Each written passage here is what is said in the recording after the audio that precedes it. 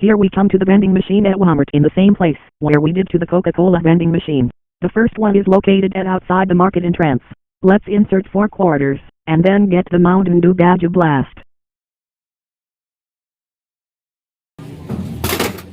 Now let's get the drink. Now the final one is the outside of home and pharmacy entrance.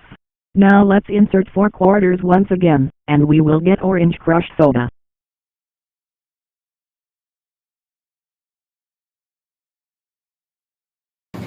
Alright, let's get the drink. There, thanks for watching.